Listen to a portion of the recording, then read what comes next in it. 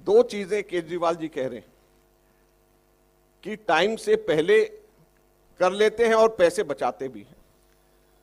तो ये सीएजी की रिपोर्ट ये कहती है कि पिछले 10 वर्षों के अंदर 3 हॉस्पिटल्स सिर्फ बन करके तैयार हुए, और वो तीनों के तीनों हॉस्पिटल्स ऐसे हैं, नए हॉस्पिटल्स या एक का एक्सटेंशन है। वो तीनों के तीनों की शुरुआत कांग्रेस के समय पे हुई। अब इंदिरा गांधी हॉस्पिटल उसके अंदर डिले जो हुआ वो 5 साल का था। बुराड़ी का हॉस्पिटल डिले 6 साल का। Maulana Azad dental hospital delay 3 साल का। लेकिन ये सिर्फ डिले नहीं है, जितने का टेंडर अमाउंट था उसके ऊपर खर्च, फालतू खर्च, जो कि केजरीवाल कहते हैं कि जो सैंक्शन टेंडर अमाउंट होता है मैं उससे कम कर देता हूं। इंदिरा गांधी हॉस्पिटल के अंदर 314 करोड़ फालतू खर्च हुए, बुराड़ी हॉस्पिटल के अंदर 41 करोड़ फालतू खर्च हुए, और मौलाना आजाद डेंटल के अंदर 26 करोड़ रुपया फालतू खर्च हुआ। कुल 382 करोड़ 52 लाख रुपए फालतू खर्च हुए टेंडर अमाउंट से। ये मैं नहीं कह रहा, ये सीएजी की रिपोर्ट कह रही है, और इसलिए केजरीवाल इस सीएजी रिपोर्ट के ऊपर बैठ गया और इसको विधानसभा में पेश नहीं होने दिया। ये मैं सीधे सीधे केजरीवाल साहब की सरकार और केजरीवाल के ऊपर आरोप लगा रहा हूं कि सीएजी रिपोर्ट को रोकने का कारण सबसे बड़ा ये है। और यही नहीं, इस सीएजी की रिपोर्ट ने बहुत सारी और कमियां, जो कि ये कहते हैं कि हमने वर्ल्ड क्लास इंफ्रास्ट्रक्चर तैयार कर दिया, उसके लिए ये कहती है, और वो हम एक एक करके आपको बताते हैं। सीएजी का ये कहना है कि 2007 से लेकर 2015 के बीच 15 प्लॉट्स दिल्ली सरकार ने एक्वायर किया और उसमें से एक भी जगह काम शुरू नहीं किया। 15 प्लॉट जहां पे हॉस्पिटल्स बन सकते थे, डिस्पेंसरीज बन सकते थे, वहां पे कहीं पर भी काम शुरू नहीं किया।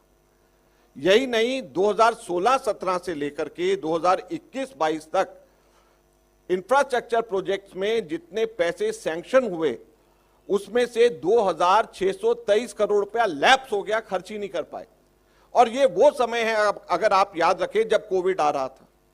कोविड से पहले का और कोविड के दौरान और कोविड के बाद का समय केजरीवाल साहब की सरकार का ये क्रिमिनल नेग्लिजेंस है। हम ये कहना चाहेंगे 2623 करोड़ रुपया लैप्स हो गया, जो ये नहीं कर पाए।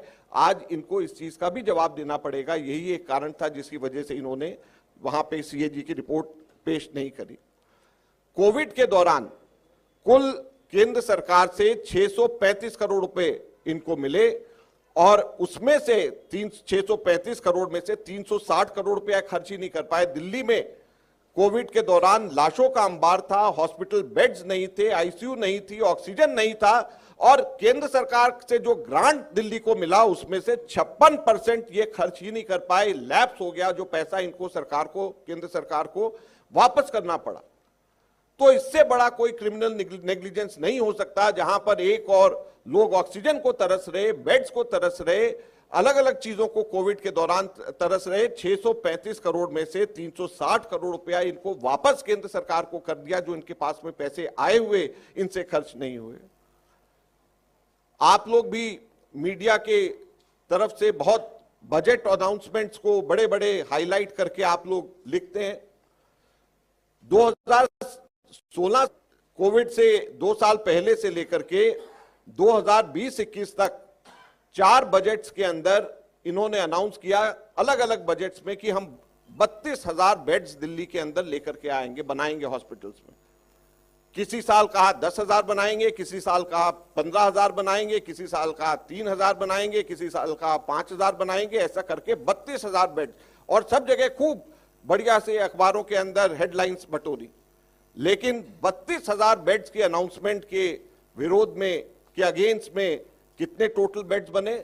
मात्र 1,235 बेड, यानी 3.8% की सिर्फ अचीवमेंट। टोटल 32,000 कह रहे हैं और 1,235 बेड सिर्फ बना रहे हैं दिल्ली के अंदर। ये कहीं पर भी किसी ने भी रिसर्च या किसी ने भी आप लोगों ने छापा, ये इस सीएजी की रिपोर्ट के अंदर है, जिसके ऊपर बैठे हुए हैं, जो ये नहीं चाह रहे कि दिल्ली की जनता को पता